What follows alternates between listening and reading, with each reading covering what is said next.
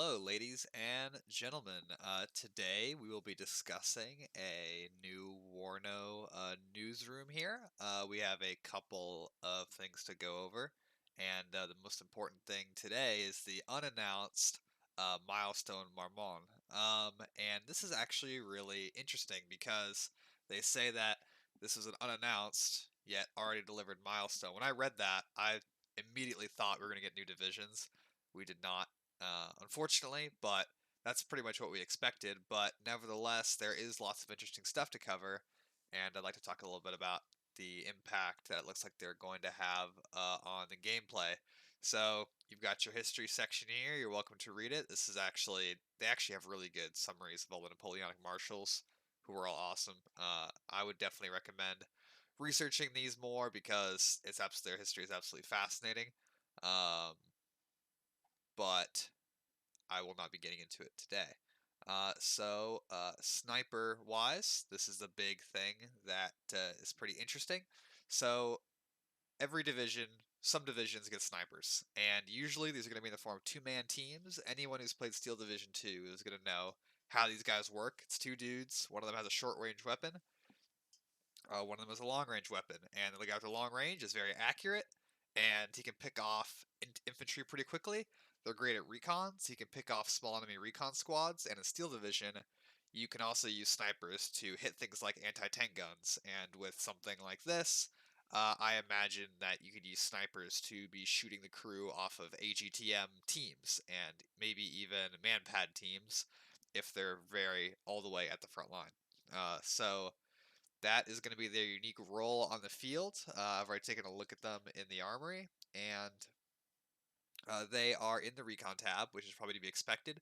That's a good place for them to be put, because it would be difficult to fit them in anywhere else. Like usually your infantry tab is pretty full, you wouldn't want them in the command tab. So you usually usually you're trying to get as many slots as possible, but I think recon is the best place to put them. That being said, I personally will not be using snipers, and I'll tell you why. They are about 30 points, which is fine, but they're a little bit too expensive for my taste.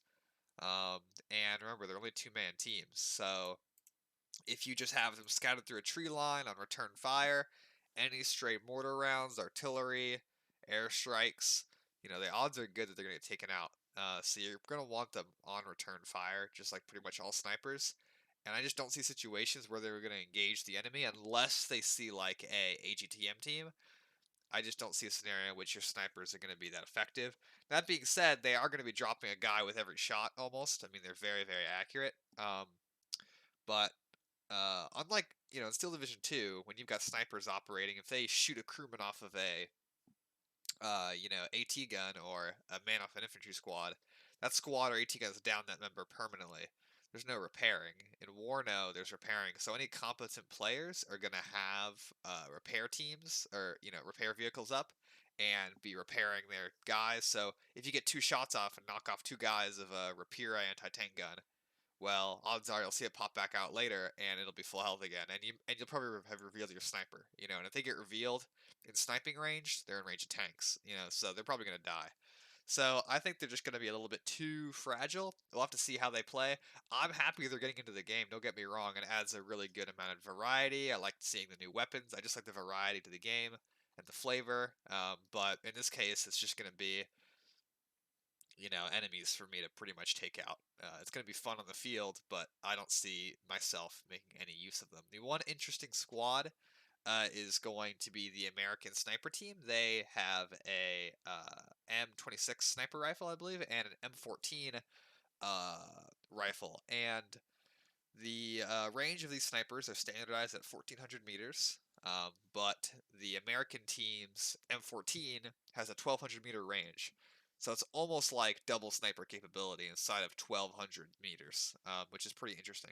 So the American squad is a little bit distinctive in that sense. So every country gets some, although they do note um, that most of them are going to be in the Western world, especially British and Americans. I'm sure that I'm surprised that even like the third armored gets snipers, but I guess they just added them to whatever. And then the Eastern Bloc snipers are not going to be as popular. Um, Now they also added military police, which is pretty cool. Again, similar to Steel Division 2. You're gonna have these guys gonna keep your disheartened men in line. I do enjoy seeing their presence. It just makes the game more realistic. Really cool gear. I love the custom jeeps that they come with, and their custom gear. It looks awesome.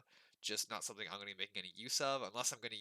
If they're like 10 points for guys with SMGs, I'd use them as like assault infantry. But I mean, I'm not gonna be using them as military police personally. They had some map reworks. I didn't really notice any significant issues with these, but I am interested to see what they add to Two Lakes here. And, it's always good to see better textures and assets added. New maps to ranked, not a big ranked player. But I have to say, this is, I think, a very underrated addition. They are adding 4 new soundtracks to the game, which I think is great because, I don't know how many soundtracks the game has now, but it's got a good selection. But when you play for hundreds of hours, or let's say this game is 3 years past development, you hear the same music. So even a couple new songs, I think, is underrated. It's nice to have for them to add more music. So I don't want to ignore this because it's really cool. Sadly, we are all been waiting to see the Wargame Red Dragon FOBs return. They have not. Um, that's pretty annoying. Uh, so whatever, you want them to take all the time they need, but I mean, they've been saying the FOB's coming for like a month and a half. Like, I'm okay if they tell us a month and a half out. It'll be 2 months till it comes. It'll be happy, but they just delay, delay, delay, which is pretty frustrating. But you do want to be patient. Obviously, they're delivering a really cool game to us, so it's okay overall. I just would like to see the FOBs as well. So we got the patch notes as well for this, and I will select that in a second here. So, oh, and of course they have just a couple of new models like the MiG 27K and some new color schemes for those. Nice feedback and stuff. Happy Polish language being added, snipers being added. Some pretty standard code fixes. Addition of these long range recon patrols. Now this is the most interesting that stood out to me right here. Uh, Decreased MLRS time between 2 rockets of 15%. So, and decrease these howitzers' health. And decrease these health.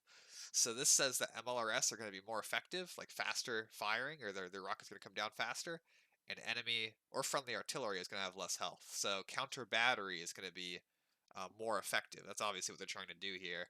And I'm glad that the HE has a buff just in general to do some damage on the field of battle.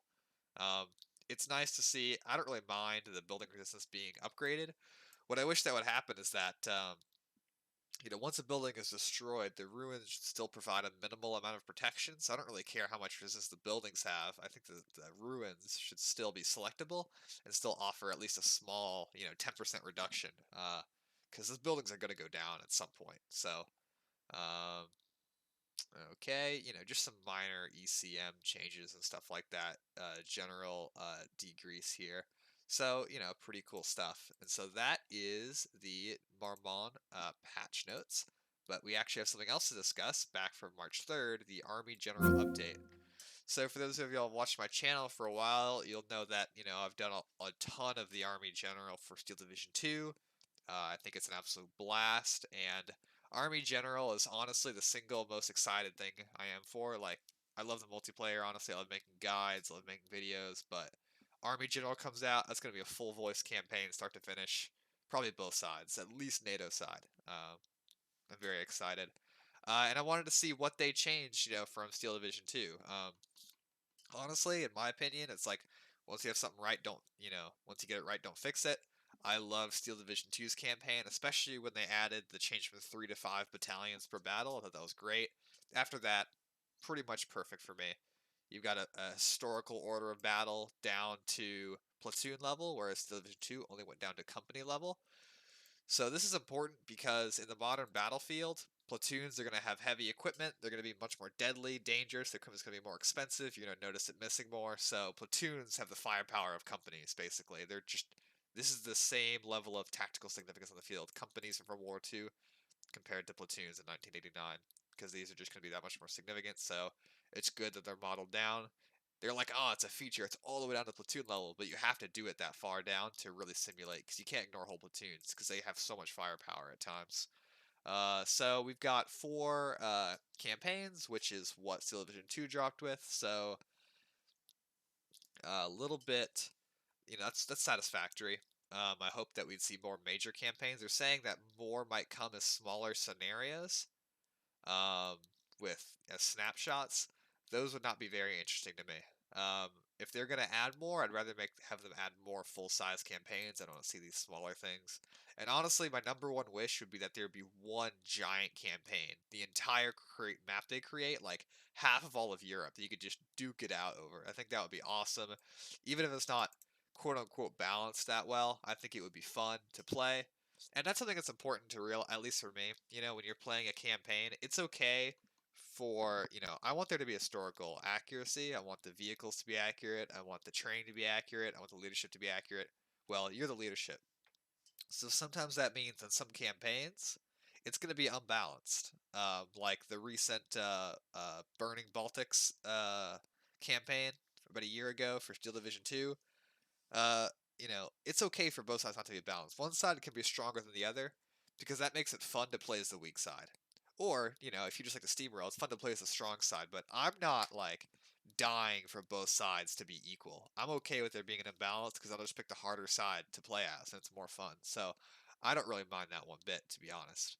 Um, so looks like we've got one of our campaigns here at the Fulda Valley. Visually, I kind of like the map style of Steel Division 2 more, but I mean, nothing wrong with this. Like, obviously, it looks good, and this is more like Wargame Red Dragon style with this kind of like tactical map.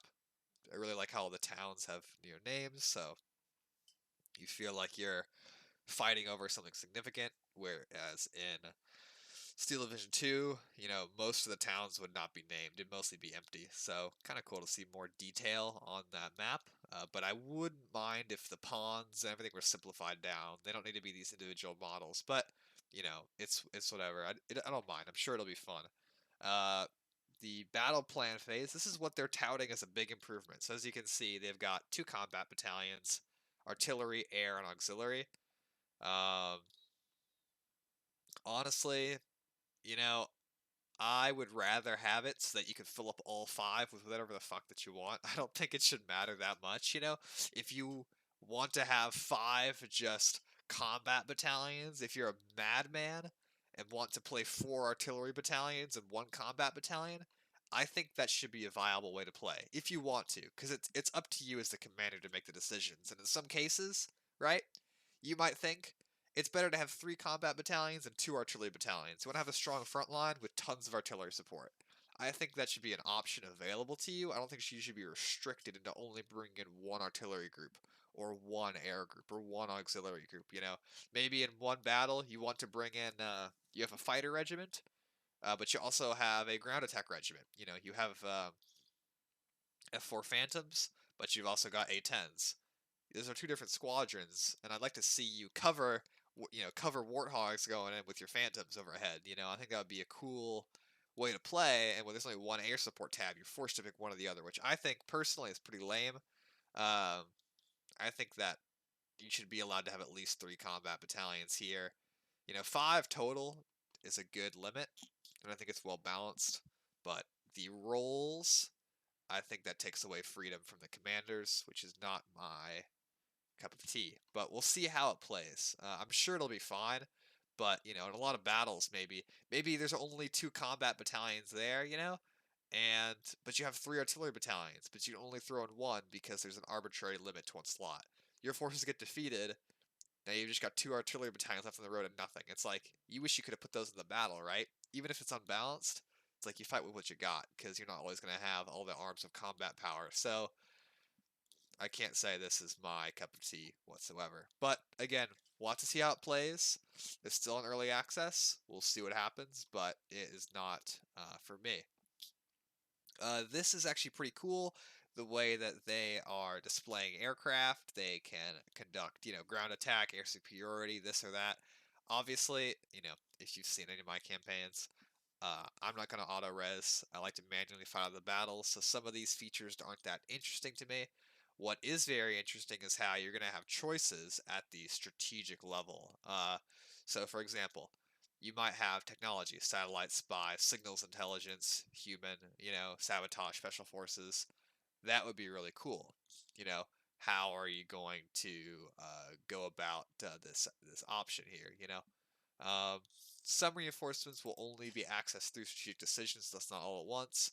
So you might get an 82nd Airborne to drop behind enemy lines. This is a big deal. Drop behind enemy lines. So you could use a paratrooper group, just like in Warno, to seize tiles. You could drop paratroopers right, let's say right here, cut the road. They have a river they can't get across. You just cut off their southern group of reinforcements, if there's more troops down here, or whatever. The ability to drop paratroops is huge. It's huge. And, paratroops, um, don't have heavy armor. They've got AGTMs and they've got Jeeps with AGTMs, but not a lot of staying power, not a lot of AA. So I really am excited to use paratroops in this game. I think you could do some absolutely wicked maneuvers where you cut guys off, then try to advance and link up, like bridge too far type, like market garden type scenario. I'm really excited for this. What I don't like about this paragraph, though, is they're implying that you have to make some kind of choice and then you get one or the other. Whereas I feel like you should have these in the pool of your reinforcement points, and you choose based on your points what you want to get. Like you spend your points, rather than being cut off from one or the other. You just buy the thing that you think is most important first. I'm more a fan of having more freedom on that level. Um, but whatever. And then here you can see the movement, very similar to Steel Division 2 with that blue overlay, so looks like defenses again, major roads, and then your forests, you're gonna have your infantry and your engineers with their satchel charges waiting. So overall, a pretty cool look into the new Army General. Oh, and here you can see the TOE, excuse me, which is awesome. So I'm very excited to play the Army General. Again, it's the thing I'm most looking forward to, and they did almost everything right. They've got this thing, just like Steel Division 2, pawns like Steel Division 2 with subunits, perfect. Good looking maps. Not my UI personal favorite. I like a more 2D look, but it's okay. Um, very excited for the paratroopers. But just the one thing is that this just seems unnecessarily restrictive to me. I want to just throw whatever's at the front is what you bring into battle, at least for me. So, um, but we'll see how the development goes, and what sort of things are going to be included. So I think that'll be it for today. I'm not even going to cover operations because that is just not for me. And they're relatively minor when compared to the impacts that you're going to have on multiplayer and the single player campaign. I do have to say, right, that the patch notes really suggested that they want counter already to be a thing. The MLRS are firing faster, which has always been necessary. MLRS feel very anemic and weak, so to see their splash pattern on the ground randomized when the rockets hit. Obviously, that's essential. They finally did that, which is good. Um, but I like seeing that the rockets are going to be arriving faster. Less than 2 seconds between rocket impacts or less, or whatever it was. It's going to mean the rockets are hitting faster, which is great. And with all the artillery having less health, counter battery is going to be a bitch. Um, but it'll be fun. It can be a hell of a more responsive environment, and your artillery is going to be destructive, but not an annihilating force. So, anyways, I hope that you guys enjoyed this newsroom. You guys probably noticed that some of the intermediate things, like I mentioned, operations, some of their weekly updates just don't have enough content for me to really cover. But when there's something big like Marmont coming out, or this, I'd love to cover it and discuss this. So please let me know in the comments what you thought about what I was saying. If you agree, if you disagree, what are you excited about? Are you stoked for the Army General? Or are you like, this is going to be lame? I'm not a single player guy at all. Multiplayer is my only thing. And what do you think about the changes, especially if you have experience with Steel Division 2 or Wargame Red Dragon and are looking at this? What changes do you like and not like? So I look forward to seeing y'all's thoughts in the comments. So until then, this is going to be your host, Stardust Share Gaming, signing off.